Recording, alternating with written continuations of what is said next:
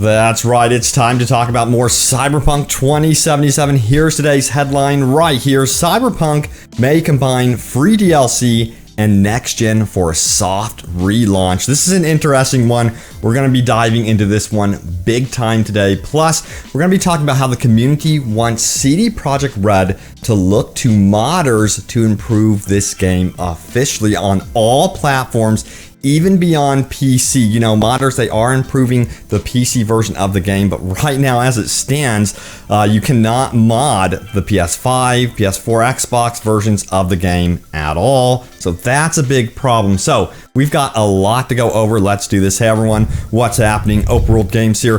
Hope you're doing good, and we are talking about more Cyberpunk 2077. Let's dive into this Forbes article, which is talking about how Cyberpunk will most likely do a soft relaunch here in fall 2021 instead of trickling out free DLC before the new gen release. Let's see what this article has to say.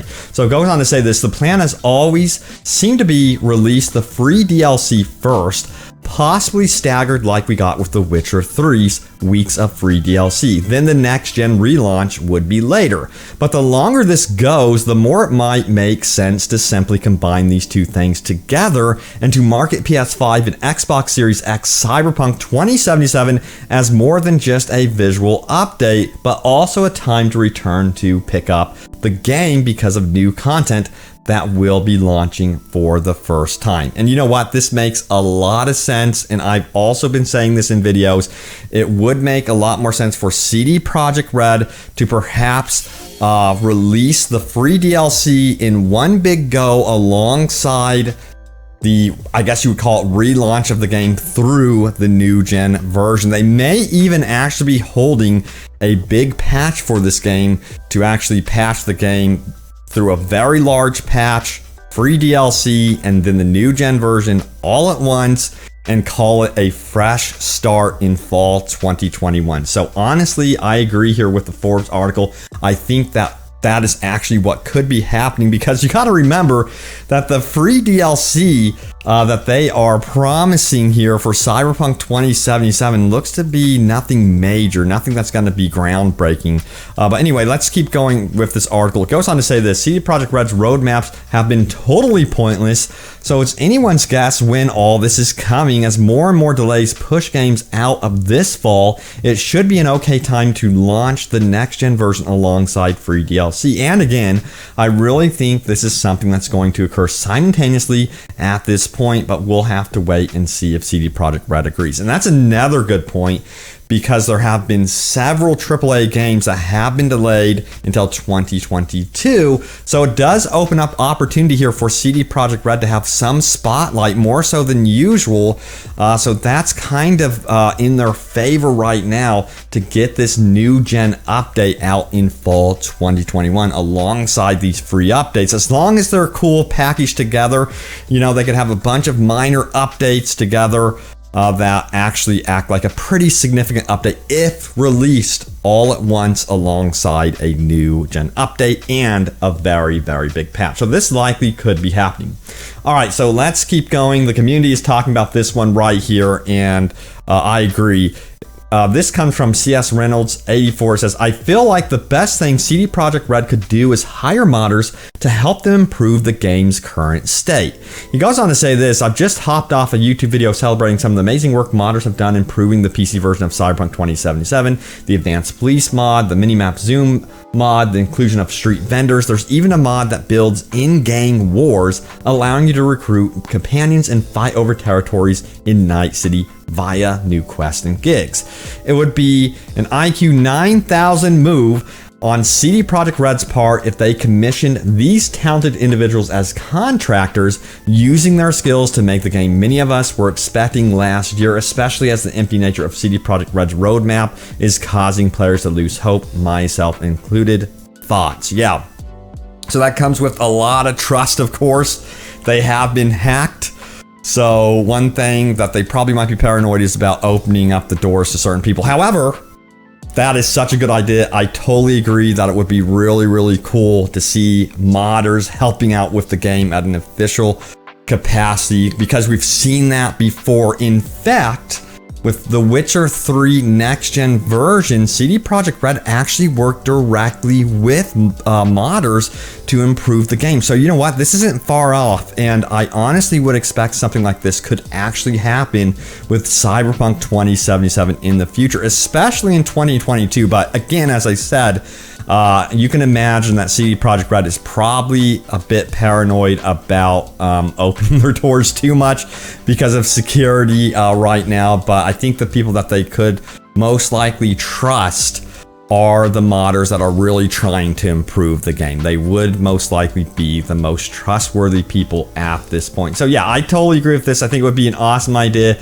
to see also some of these mods actually fleshed out even more through support from CD Projekt RED, and they could officially be added to the game. That's what I'm talking about. That would be cool, and it would be a time saver, I would think, for CD Projekt RED.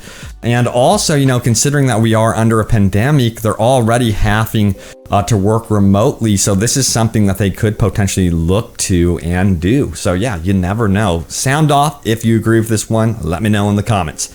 Now, also we have Fry Are You Pot, who says, say whatever you want about this game, but there were no other where people waited so much even for a leak of a patch. It says, even on Fallout 76, despite the size of the franchise and fan base, much bigger one, people gave up pretty quickly. If Cyberpunk, excuse me, was so terrible, why do people still care? And that's the biggest question.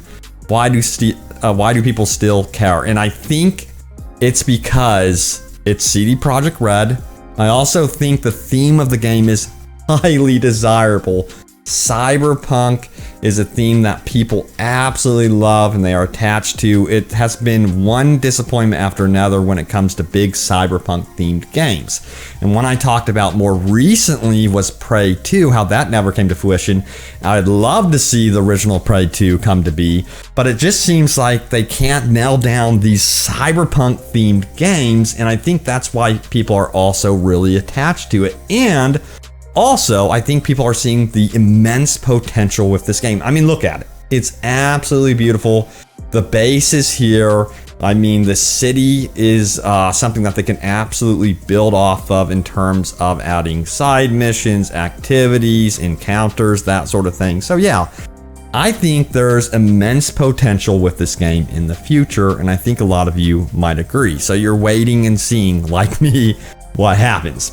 Now, also, someone found out something really cool about Cyberpunk. Check this out right here. This comes from Maddie Cox. It says, cool effect of the shells falling from the cartridges onto the surface. And he showcases this right here where he is shooting his gun and the shells are actually dropping off of the environment, rolling off. It is such a cool, small detail. And people note in the comments here that this game has so many amazing details. It's a big mosh pit of really cool things happening in the game and problems, and it's interesting to see that they put the time into this game to add that in there on top of all the problems. So yeah, it's definitely an interesting dynamic here with Cyberpunk for sure.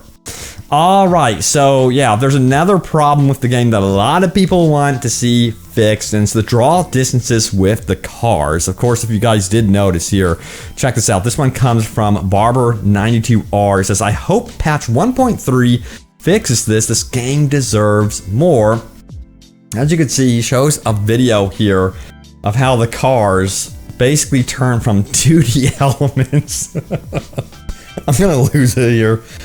2D elements to 3D. I've never seen anything like this. 3D cars. This definitely needs to be addressed for sure. I mean, I guess this was probably a time crunch thing that they were dealing with, and they were like, God, how do we deal with the draw distance? Turn them into 2D cars. One of the developers said in the corner, and then they were like, okay. But yeah, that problem does need to be addressed. Hopefully with the next patch, but they've made no official comments about that at all. So we will see what happens there. Man, I almost like literally just lost it there over that one. But anyway, continuing on.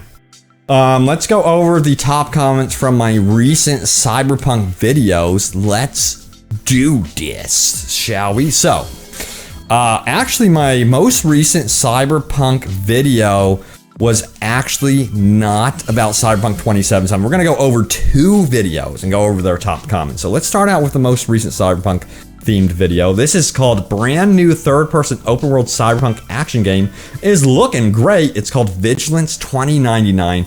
And as you can see right here, it's looking really sharp. It's third person, something that I know a lot of us really desired from Cyberpunk 2077, but you never know. This one could actually end up being really cool. There's even going to be supposedly like flying around in the game. The hand-to-hand combat is actually looking really cool too. But let's see what you guys had to say about Vigilance 2099. By the way, check out the full video on the channel. But let's scroll down here and see what Aaron had to say here. He says, let's keep the Cyberpunk themed games going. I love that. Just don't overmarket them. I hear you.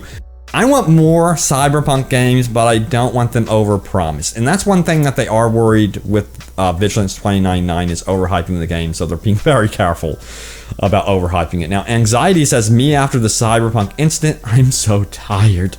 And then Vigilance 2099 is announced. Another quest! That's how I feel. I'm going into it cautiously optimistic, but man, I just wanted like an open world game that looks like that. Rob Douglas says, this is what people thought Cyberpunk would look like when it was announced. I hear you. I just assumed it was going to be third person. I still, don't get me wrong, I still enjoy Cyberpunk in first person.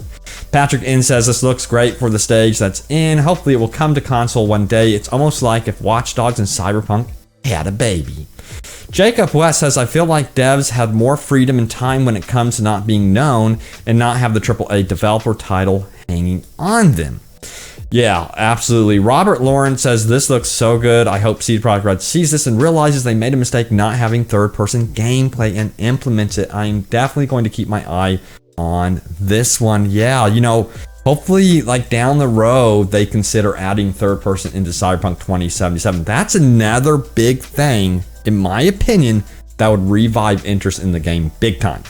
All right, let's go over this top comments right here. This was my Cyberpunk 2077 video I did. It says, CD Projekt RED trolls their own fans about DLC, leaving everyone frustrated and confused. So Alex Cameron says, I'm starting to think that this game is an actual scam and it paid off for them pretty much. I know how you feel, man. The Islington girl, hopefully I'm saying that right, says this, it's almost like CD Projekt RED are acting like a company going out of business and the public just doesn't know it yet. They couldn't care less about the community at this point. I hear you on that one. Hopefully they get it together. They got to get it together quickly. Also, for their investors. Yeah, they're concerned about their fans, but they're going to be more concerned about their investors, unfortunately. I hate to say that, but even their investors are like right now, you guys have got to get it together. We want to see a roadmap. They're pretty much saying the same things as the fans. But we'll see what happens. Hopefully, by some miracle, they pull off that No Man's Sky comeback that we're all hoping and praying for. Now, Matt says this, Cyberpunk was the first game I pre-ordered in years. I'm never pre-ordering another game again, no matter how good it looks. Can you do it, Matt? Let's see if you can do it. The amount of times I've heard comments like this, and then a game is like previewed or shown off, and then boom, it gets like a bajillion pre-orders, and then ultimately crashes and fails. But yeah, hopefully people can hold out. That is what I recommend also. Really judge a game, because you know, even the reviews for Cyberpunk were like saying 8, 9s, and 10s, which was the weirdest thing that happened with this game. Just so weird. But anyway, Austin says this, I see why they've just been pretty silent, because every time they open their mouths, they piss everyone off. Pretty much. KG says, this is why I don't believe in anything until it shows itself. Yeah, until you actually like get your hands on it and play it for yourself. Sir Censored a Lot says 2030. I hope Cyberpunk 2077 has a No Man's Sky turnaround. CD Projekt RED in 2030. Don't worry, guys. We're working hard. Please don't say that. I hope that doesn't happen. But anyway, there it is, guys. The latest happenings around Cyberpunk 2077. Please stay tuned for more updates about this one. Guys, I have you guys covered. But yes, thank you so much for watching. Stay tuned for more, and I will see you all next time. Take care.